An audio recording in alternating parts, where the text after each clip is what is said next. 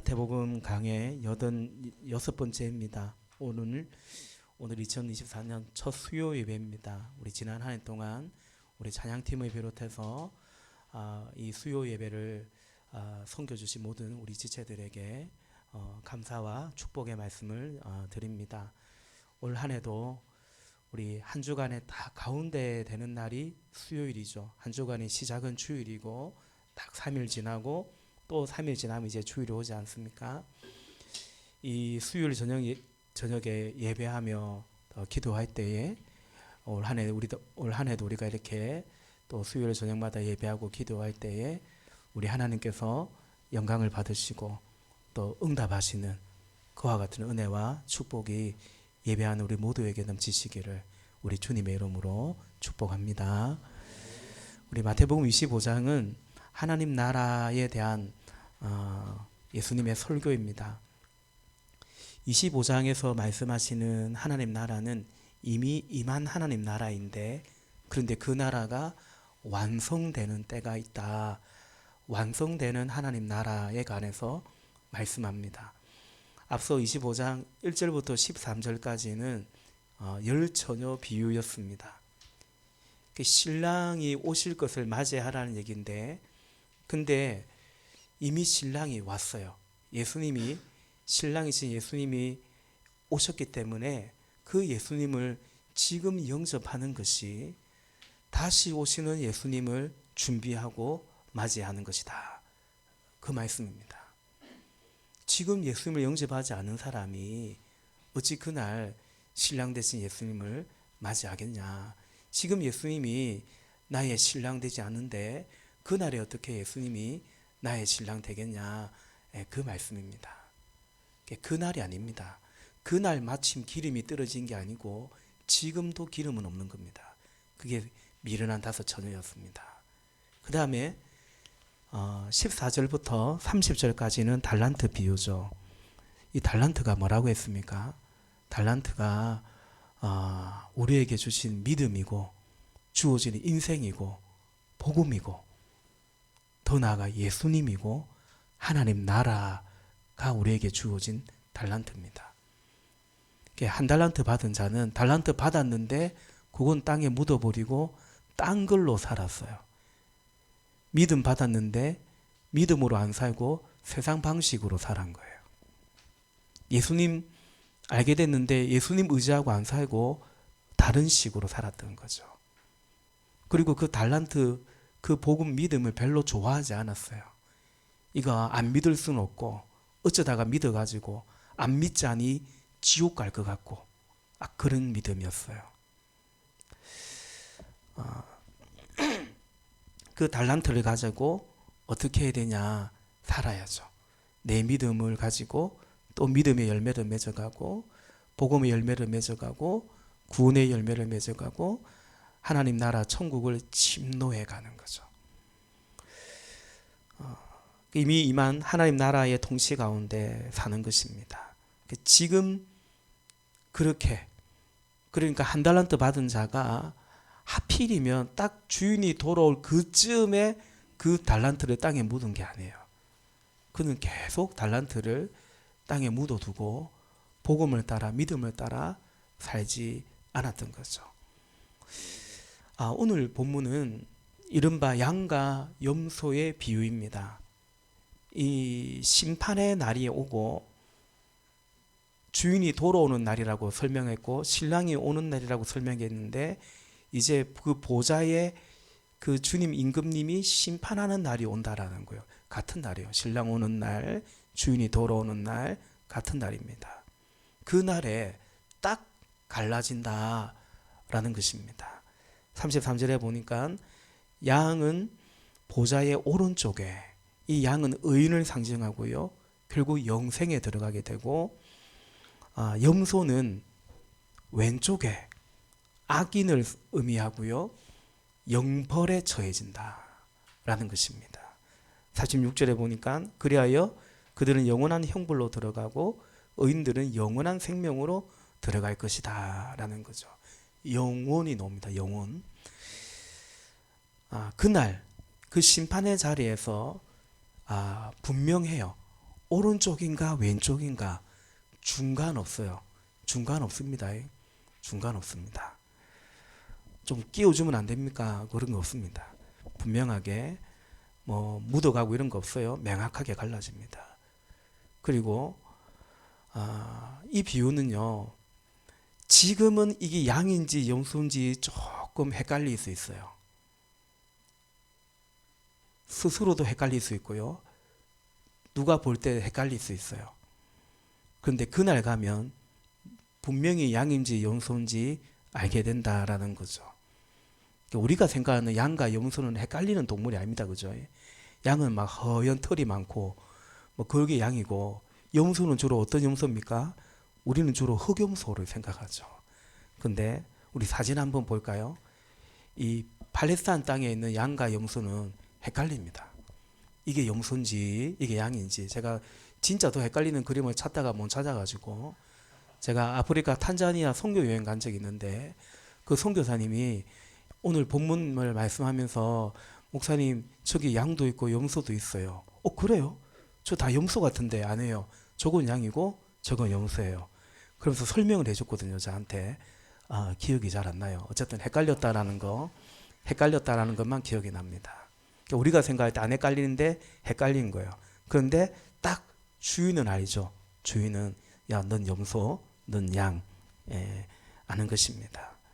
오늘 이 비유의 내용은 우리가 잘 압니다. 같은 상황 속에서 상반되게 행동한 사람들에 대해서 예수님이 말씀하시죠. 지극히 작은 자가 줄이고 헐벗고 병들었고 감옥 갇히고, 그때 먹을 거 주고 입을 거 주고 찾아가지고 그런 사람이 있었어요. 근데 알고 보니 그렇게 지극히 작은 자에게 한 것이 심판날에 누구에게 한 거다? 주님에게 한 것이다. 또 같은 그런 상황에 있는 가난한 자, 헐벗은 자, 약한 자들이 있는데, 또 한쪽의 사람들은 그들을 찾아가지도 않고 있으면서도 먹을 거 주지도 않고 분명히 눈에 보이는데도 입을 거 주지 않고 그랬다는 거예요. 근데 알고 보니까 그렇게 하지 않은 것은 나에게, 주님에게 하지 않은 것이다.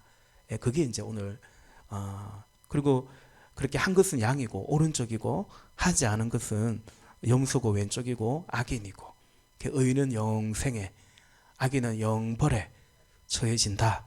그것이 오늘 본문의 말씀입니다. 여러분, 이 심판에서요, 믿음이라는 말이 없어요. 그죠? 야, 너 믿었냐 안 믿었냐 그 말이 없습니다. 가난한 자, 어려운 형제에게 어떻게 했느냐, 지극히 보잘것없는 자에게 어떻게 했느냐, 심판날에 그거 보겠대요. 그러면 또 이래 생각할 수 있잖아요. 착한 일을 하면 구원받냐? 예, 착한 일을 하십시오. 착한 일 많이 해야 됩니다. 그러나 그것이 구원의 조건이나 이유가 될 수는 없습니다. 왜냐하면 착한 일 많이 해봤자 착한 일 많이 한 죄인이기 때문입니다. 여기 이 심판은, 이 선행이란 삶의 심판은 결국 뭘 전제로 하냐면 믿음에 대한 결산입니다. 야고보서에 행함이 없는 믿음은 죽은 믿음이라고 했듯이, 믿는다면 과연 어찌 살았겠느냐, 믿는다면 특히 사람에게 어떻게 했겠냐, 보잘것없는 사람에게 어떻게 했겠냐, 이제 그게 이제 뭐예요? 믿음이라는 거죠. 믿음. 앞서 믿음이라는 달란트로 가지고 어떻게 살았겠냐라는 거죠. 제가 볼 때는 이건 그냥 제 생각이에요. 이 비유가 앞에 비유랑 이어진다 생각하면 그 달란트를 가지고 이렇게 했다라는 게 아닐까요? 지극히 작은 자에게 이렇게 그 달란트로, 주님 주시는 시간이라는, 물질이라는, 인생이라는 그 달란트로, 믿음이라는 그 달란트로 누군가를 섬겼겠죠. 예. 그리고 영혼 구원하고 그리스도의 제자로 삼았겠죠. 그걸 그러지 않았겠나. 그리고 이 25장 전체의 교훈이 되는, 그날 예수님이 언제 올지 모르니까 깨어 준비해야 된다고 말하는데, 그렇게 깨어 준비하며 살아가는 삶이 뭔가, 결국은 내 옆에 있는 이 사람에게, 형제에게 어떻게 했는가, 그게 이제 우리의 믿음이다 말씀하시는 것입니다. 본문 가운데 주시는 메시지를 오늘 몇 가지로 정리해 보겠습니다. 첫째는 이 본문 속에서 우리가 함께 나누고 싶은 메시지는 신앙으로 살아간다라는 것은, 믿음으로 살아간다는 것은 실제이고 실체라는 것입니다. 자주 드릴 말씀이기도 하죠. 형제에게, 사람에게, 이웃에게 어떻게 했느냐? 그냥 예수님은 나의 주님이십니다. 내 삶을 주께 드립니다. 그렇게 고백만 하고 찬양만 하는 게 아니고요. 우리가 신앙으로 살아간다는 것은 그냥 예배당용이 아니잖아요. 예배용이 아니거든요. 이게 예배가 중요하지만 예배만은 아니잖아요. 그리고 예배만인 예배는 또 예배도 아니잖아요. 그 내 옆에 있는 사람에게, 그리고 결국 내 주머니에 있는 것을 어떻게 했냐라는 것입니다. 실체가 있고 실제가 있는 것입니다. 지난 주일에도 다윗이 인구조사할 때 했죠. 그 사람의 손, 그게 내가 사람의 손을 바라봤다. 그걸 회개하잖아요, 다윗이. 그래서 매를 맞아도 나 사람의 손이 아닌 하나님의 손에 징계받겠다고 말하지 않습니까? 그때도 지난 주일에도 말씀드린 것처럼 우리 믿음은 사람에게 어떻게 대하는가, 또 우리 믿음은 물질 앞에서 물질에 대해 내가 어떤 입장인가, 이것이 우리 믿음의 실체이고 실제입니다. 현실입니다. 여러분, 사람을 막 가립니다. 힘 있는 사람 앞에 굴복하죠. 그 앞에 있는 어떤 숫자, 계급, 그 앞에 굴복하고, 아니면 반대로 힘이 없으면 막 무시하고 함부로 대하고. 사람에 대하여 그래야 한다면 그건 하나님을 옳게 믿는 게 아닌 거죠. 또한 물질입니다. 다윗이 이제 나의 손으로, 그리고 우리가 주 앞에 이제는 숫자가 본질은 아니지만 지난주 이 시간에도 말씀드린 것처럼 이제는, 그러나 주님, 우리의 주님 앞에 나의 숫자를 드리는 거거든요. 그죠? 나의 숫자가, 나의 물질이 어떻게 사용되는가, 나누어지고 드려지는가라는 거죠. 언젠가 최근에 제가 주일 성수와 11조 생활이, 그게 신앙의 다는 아니에요. 그러나 그게 사실은 그거 없다면 신앙생활은 허상일 수 있습니다. 제가 살아가면서 느꼈어요. 아, 이게 다는 아니지만 이게 기본이구나. 아니면 이거는 실상이구나. 왜냐하면 실제더라고요. 주일을 구별한다는 게 그것을 위해서 내가 어떤 걸 포기해야 되는가가 저에게 실제로 되었거든요. 예. 가게 문을 닫아야 된다는 거. 그게 저희 현실적인 선택 앞에 놓였단 말입니다. 그런 것들이죠. 사람의 힘이 곧 물질의 힘이라 해도 과언이 아니지 않습니까? 그 사람이 힘이 있다고 했을 때 이 자본주의 사회에서 누가 힘 있는 사람입니까? 많이 가진 자가 힘 있는 사람 아닙니까? 결국 그러므로 물질 앞에서 우리 신앙은 실체가, 더 나아가 진위가 드러난다라고 볼 수 있는 거죠. 그러니까 오늘 비유는 그 중에서 힘 없는 자들에게 어떻게 했는가, 그리고 그들에게 나의 시간, 나의 물질, 내 삶을 어떻게 나누었는가. 그것이 믿음의 결산이라고 말씀합니다. 왜냐하면 그것이 주님께 한 것이기 때문입니다. 이 사람이 주님께 한 줄은 몰라요. 그런데 그렇게 살았던 이유는 믿음 때문이거든요. 그렇게 그의 성품이 바뀌고, 그의 어떤 인격이 바뀌고, 그의 물질관이 바뀌고, 사람을 대하는 태도가 바뀐 이유가 믿음 때문에, 예수님 때문에, 결국 그것이 예수님 때문에 그렇게 했기 때문에 그건 예수님께 한 거죠. 믿음으로 한 것입니다. 위선도 아니고요. 그냥 도덕적인 선행이라고 보지 않는 거죠. 믿음 안에서 우리의 삶이 그냥 악착같이 내 거 움켜쥐고 살다가 사람 봐가면서 저 사람 나한테 도움이 되나, 저 인간은 별로 도움이 안 되나, 그렇게 가려가면서 살았는데 예수 믿고 나니까, 거듭나고 나니까, 예수님을 말씀을 따라서 살아가다 보니까 이렇게 된 거예요. 그래서 지극히 작은 자가 예수님이라고 내가 주님께 언제 그랬습니까? 라고 하지만 예수님 때문에 바뀐 거예요. 예수님 때문에 이렇게 그의 인격이, 가치관이, 삶이 결국 그 결산을 인생이 그렇게 바뀌었기 때문에 지금 그것을 말하고 있는 것입니다. 그래서 이것은 어떤 선행이나 행위에 대한 심판이 아니라 믿음의 결산입니다. 과연 믿는 것이, 믿음으로 산다라는 것이 무엇인지를 알려줍니다. 여러분, 사람을 대하는 이유, 그리고 물질에 대한 선택과 또 이유들, 그것이 예수님 때문이고 우리가 믿는 진리와 믿음과 소망 때문이어야 된다라는 것입니다. 그 은혜와 그 축복이 여러분에게 넘치기를 주의 이름으로 축복합니다. 본문 가운데 주시는 두 번째 메시지는 좀 더 나아가요. 좀 더 나아가서 우리 수요일에는 조금 더 제가 말씀을 뭐라고 할까요? 뭐 깊게라고, 말씀은 언제나 오묘하고 진리는 깊습니다만은 좀 더 세게 전한다라고 생각하고 적절한 표현이 떠오르지 않는데, 자, 두 번째 메시지는 그리스도인으로 산다라는 것이 무엇인가를 좀 더 생각해 봅시다. 이렇게 가난하고 헐벗은 자에게, 병들고 갇힌 자에게 한 것이 예수님이 나에게 한 것이라고 했어요. 다시 말해, 어찌 보면 예수님은 그런 분이다라고 말씀하시는 거죠. 이 땅에 있을 때 예수님은 그런 분이었다라는 것입니다. 주님은 가난하셨고, 인자는 머리 둘 곳도 없었고요. 가난하셨고, 갇히셨고, 붙잡히셨고, 죽으셨습니다. 다만 예수님은 그런 어려움에 처한 자들을 돕는 분만이 아니라 예수님이 그런 분이셨습니다.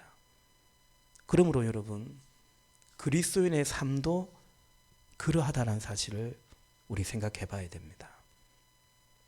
전통적으로 우리가 이 말씀을 대할 때도 그렇고, 우리가 그리는 믿음의 모습, 믿음의 올바른 모습은 이렇게 가난하고 헐벗고 갇힌 자들을 잘 도와주는 삶입니다. 다시 말해 괜찮은 사람이죠. 근사한 사람인 것입니다. 또 그렇게 하려면 능력이 있어야 될 거 아닙니까? 도와주려면 그만한 능력이 있고 물질이 있어야 되는 거니까, 그렇게 힘도 있고 가진 것도 있다는 차원에서 오늘 이 모습은 더더욱 우리가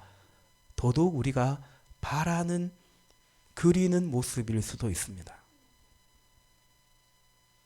그럼 여러분, 이 비유가 우리가 흔히 생각하듯이 다만 그 정도의 말씀으로, 그 정도의 어떤 메시지의 비유일까? 저는 꼭 그렇지 않다고 생각합니다. 제가 에스라 성경대학원 대학교라는 곳에서 사실은 마태복음을 공부하면서 제가 어찌 보면 두 번째 회심을 체험한 것이거든요. 이 하나님 나라에 대한, 제가 지금까지 보았던 성경과 많이 다르다는 것을 제가 그 학교 다니면서 정말 좀 그런 은혜를 입었는데, 지금 드리는 말씀도 사실은 그런 차원의 말씀입니다. 여러분 우리가 악하고 게을러서, 그래서 가난하고 누군가의 도움을 받아야 되는 그런 것이 아니라, 말씀대로 예수님의 가르침대로 무엇보다 살아가니, 그렇게 낮은 곳으로 가다 보니, 또 불의에 저항하고 갇힌 자들의 편에 서다 보니, 그러면 어떨까요? 그러면 우리도 가난하고요, 우리도 갇히고요, 우리도 고난받고, 사실은 그럴 수 있는 거죠.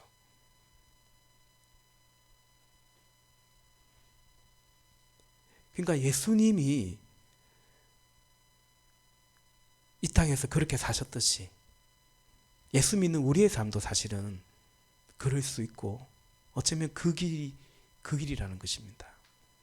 교회가 자칫 가난한 자들, 약자들을 돕기는 하는데, 그들과는 다른 사람들이 되려고 하는, 함께 하지 않으려고 하는 오히려 그런 경향이 있을 수 있습니다.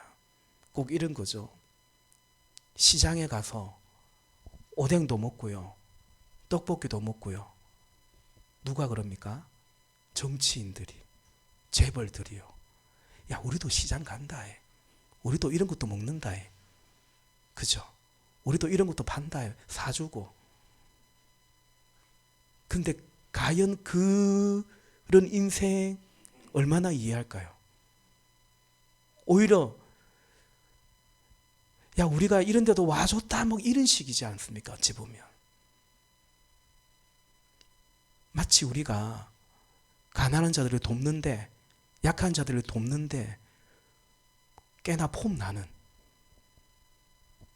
그런 게 아니어야 된다라는 거죠.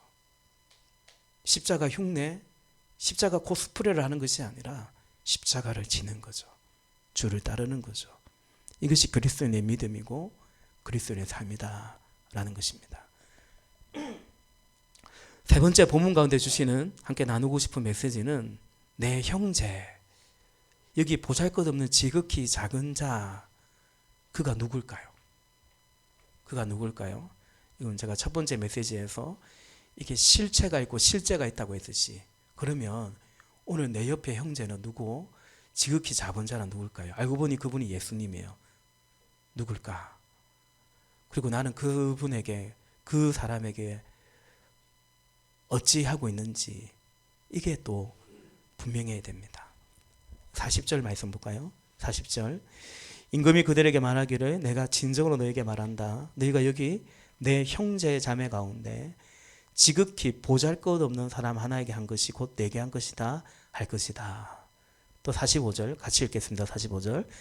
그때의 임금이 그들에게 대답하기를 내가 진정으로 너에게 말한다. 여기 이 사람들 가운데서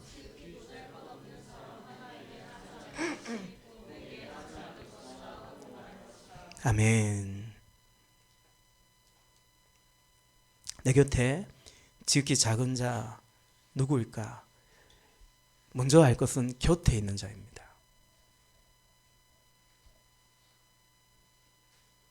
내 형제 가운데 있는 자들입니다. 1년에 한두 번 가서 봉사하고 뭐 좀 날라주고 뭐 좀 갖다주고 그 정도가 아닌 거죠. 이 사람들은. 그죠? 우리가 1년에 한두 번 연탄도 배달하고 뭐 또 크리스마스니까 어디 또 갖다 주기도 하고, 그것도 물론 귀한 일입니다. 나쁘다는 게 아닙니다. 근데 예수님이 말씀하시는 이익에서는 그 정도의 어떤 걸 말하는, 행위를 말하는 게 아니에요. 내 옆에 있는 사람이에요. 여러분, 그렇다면 내 옆에 있는 지극히 작은 자 누구일까요? 두 부류의 사람이 생각납니다. 첫 번째는 가족입니다. 저희 아내이고 아이들이고 이제 연로하신 양가의 어른들입니다. 그들이 작은 자입니다. 어떤 면에서 그러냐면 절대적으로 의존적입니다. 우리 아이들 저에게 얼마나 사랑스럽고 귀한 아이들입니까? 근데요, 제가 돌봐주지 않으면 돌봐줄 사람이 없죠. 철저하게 우리 자녀들은 어쨌든 저에게 의존적입니다. 저희 아내 뭐 저만 보고 산다 뭐 그럴지는 모르겠는데 어쨌든 제가 사랑하지 않으면 누가 사랑하겠습니까? 연로하신 어머니, 또 우리 처가의 부모님도 그렇습니다. 내가 돌보지 않으면 안 됩니다. 나를 바라보는 분들입니다. 내가 사랑하고 내가 입혀주고 내가 만나고 내가 찾아가고 내가 얘기해야 되는 사람들인 것 같습니다. 우리가 예수님에게 하듯이 우리 가족들에게도 해야 하지 않을까 싶습니다. 여러분, 여기에 있잖아요. 예컨대 건강해도 마찬가지입니다. 부유해도 마찬가지입니다. 인간은 다 외롭습니다. 그죠? 우리 아버지가 아무리 잘 나가는 사람이라 하더라도 그 아버지를 자녀가, 그 아버지에게 해줄 수 있는 자녀의 사랑은 자녀밖에 없죠. 그렇죠? 따지고 보면 모든 인간은 다 지극히 보잘것없어요. 사실은 그렇습니다. 뭐 인기라는 거, 뭐 성공이라는 거, 사실은 그래서 여러분 가끔 그런 다큐멘터리 보지 않습니까? 저는 그런 다큐멘터리 또 보는 거 좋아하게 돼서 모르겠지만 그냥 이렇게 오붓하게 살지만 어소원도선 사는, 그죠? 예. 인간은 다 외롭고요, 지극히 작고 보잘것없는 존재입니다. 그 관계 안에서 그가 아니면, 우리가 아니면 채워줄 수 없는, 먹여주고 입혀주고 찾아가 줄 수 없는 것이 분명히 있는 것입니다. 내 옆에 지극히 작은 형제는, 보잘것없는 사람은 우리의 가족일 수 있습니다. 두 번째, 내 옆에 있는, 우리 옆에 있는 작은 자는 목장 식구들입니다. 우리 성도님들입니다. 동일하죠. 그를 위해 내가 기도하지 않으면 누가 기도하겠습니까? 우리 목장 식구를 우리가 기도하지 않으면 누가 기도하고 누가 사랑하고 누가 돌봐주겠습니까? 내가 사랑해주지 않으면 어디 가서 예수님의 사랑을 눈으로 보고 느끼고 체험할 수 있겠습니까? 우리 목자님들도 마찬가지입니다. 우리 목원들이 우리 목자님을, 우리 목자 목녀님을 우리가 귀히 여겨주지 않으면 누가 알아주겠습니까? 목사님 저도 마찬가지죠. 우리 성도님들이 저를 위해서 기도해 주지 않는데 어느 교회 성도가 저를 위해서 기도하겠습니까? 우리 교회 성도가 저를 사랑하고 존중해 주지 않는데 어떤 신자가 저를 알아주겠습니까? 우린 다 서로에게 그런 존재들입니다. 우리는 서로에게 그리스도입니다. 어느 신학자가 그런 말을 했어요. 우리는 서로에게 그리스도다. 우리는 서로에게 참 가난하고 약하고 어찌 보면 참 가엾은, 우리는 우리가 서로에게 참 필요한 그런 존재들입니다. 우리는 함께 서로 사랑하면서 함께 그리스도인이 되어가는 것입니다.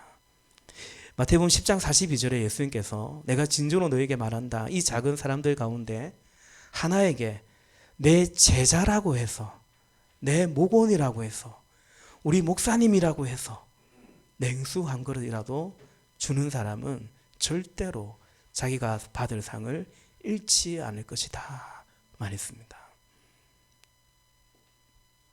본문 가운데 주시는 크게 네 번째 마지막 메시지는요, 우리는 이미 임한 천국을 믿고 완성될 천국을 믿는 자들이다라는 거죠.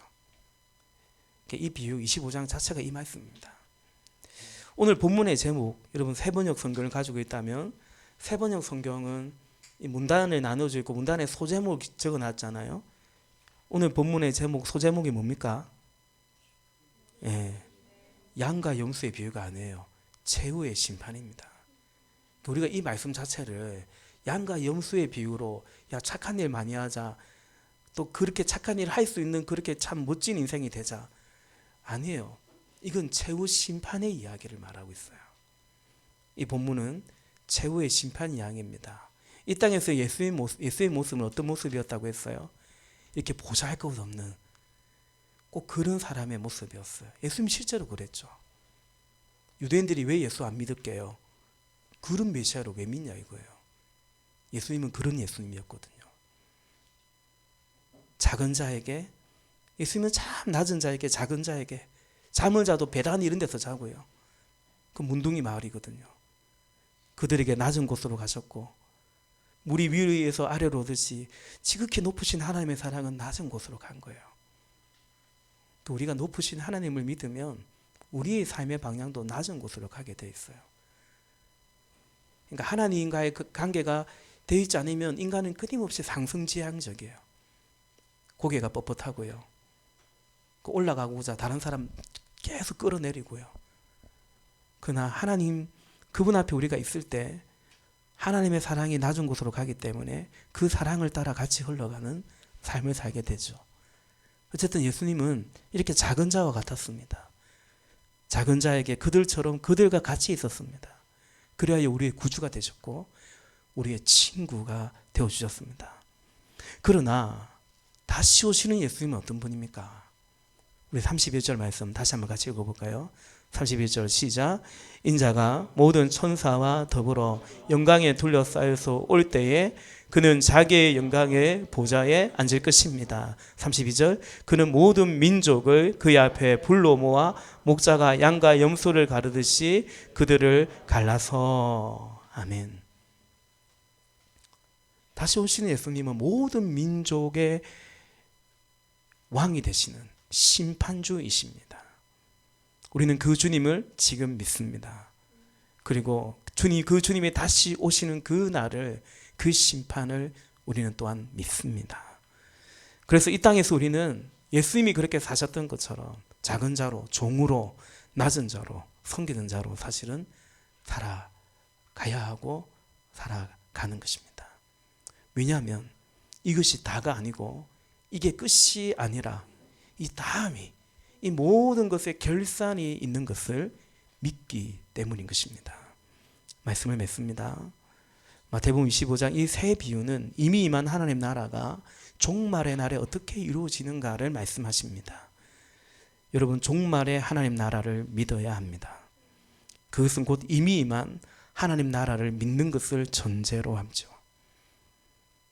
이미 오신 신랑을 맞이한 자가 다시 오신 신랑을 준비하듯이 그렇습니다. 지금 영생을 믿고 지금 하나님의 통치 속에서 우리는 예수님의 종으로 살아가는 것입니다. 지금 알고 보니 참 작은 자인 나 우리의 가족을 사랑하고 구원하고 제자 삼고 지금 우리의 목장의 지체들을 사랑하고 구원하고 섬겨가며 그리하여 나아가서 세상에 그리스도의 빛과 소금으로 지금 우리는 지금 나의 구주이신 지금 우리 안에 계시는 성령님 안에서 우리는 그렇게 살아가는 것입니다. 끝으로 그래서 우리에게 참 중요한 것이 두 가지인 것 같습니다. 첫 번째는 말씀이 중요합니다. 사실 말씀은 그냥 읽는 것만 아니고 해석되는 것이거든요. 어떻게 해석하는가? 어떻게 말씀에 대하는가? 또 말씀을 전하는 자가 어떻게 이 말씀을 해석하고 전하는가? 듣는 자는 어떻게 들으며 어떻게 또 받아들이는가? 참 중요합니다. 우리는 말씀 실컷 읽고 공부하면서 여전히 그냥 내가 원하는 나를 그리며 얼마든지 살 수 있거든요. 나는 이런 사람 잘 도와야지. 이런 사람 잘 도울 수 있는 그런 그럴싸한 힘이 있는 가진 것이 많은 그런 인생이 되어야지. 도덕 뒤에 또 쯤은 믿음 뒤에 내 원래 그 욕망을 얼마든지 감추면서 살 수 있는 거죠. 신앙생활 할 수 있는 거죠. 그게 말씀이 중요해요. 두 번째는 공동체가 중요합니다. 가정이 중요합니다. 교회가 중요합니다. 이 말씀 따라 우리가 가족과 자녀와 부모를 대하고 이 말씀 따라 형제를 대하고 섬기는 것을 우리는 배워야 되는데 제일 좋은 건 보고 배우는 거죠. 보고 배우는 거죠.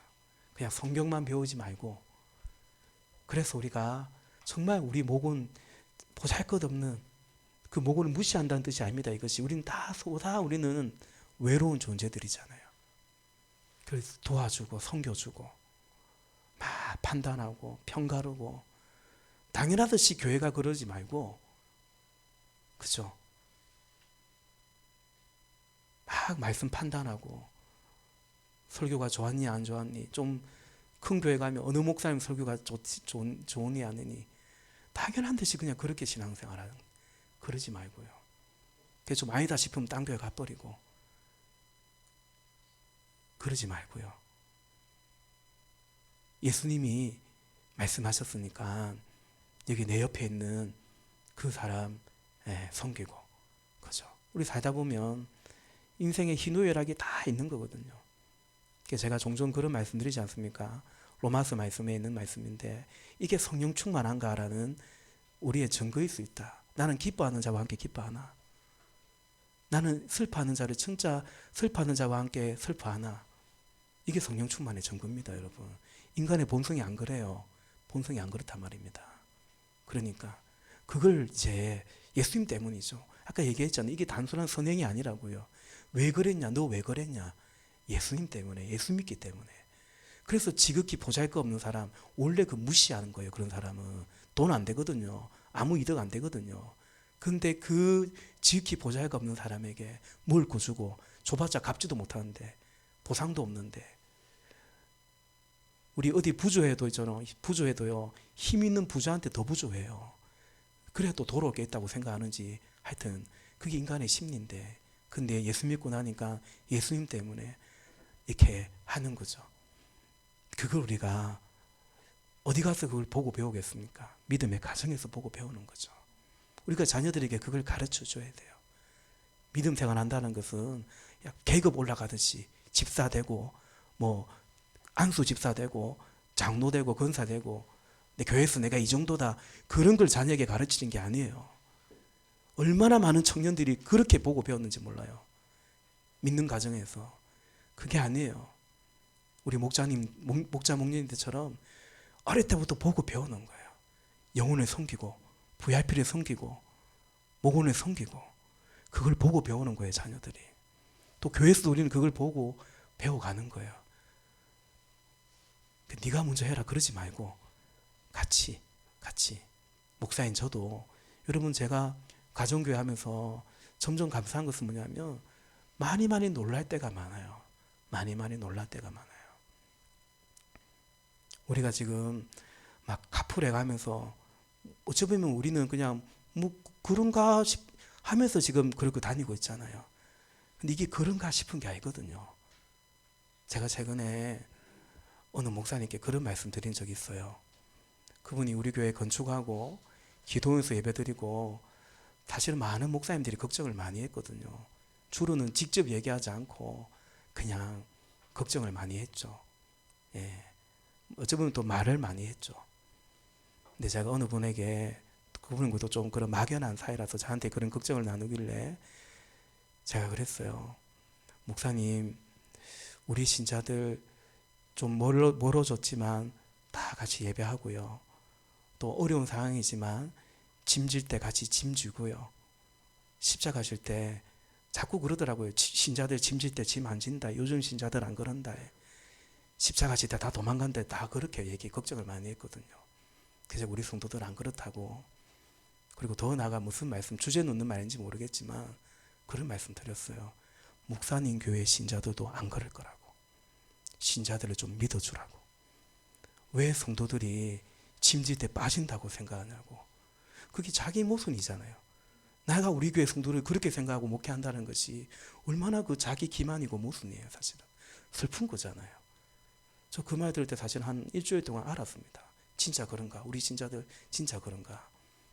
근데 주님께서 용기를 주셨어요. 여러분, 얼마나, 그러나 그 속에서 정말 우리 목사님들, 우리 성도님들이 참 귀한 분이라, 참 감사하다는 것을 제가 더 많이 또 감사하게 된 것 같아요. 여러분, 그렇죠. 제가 이 자리에서 한번 그런 말씀 드리지 않습니까? 드렸잖아요. 예수님 때문이죠.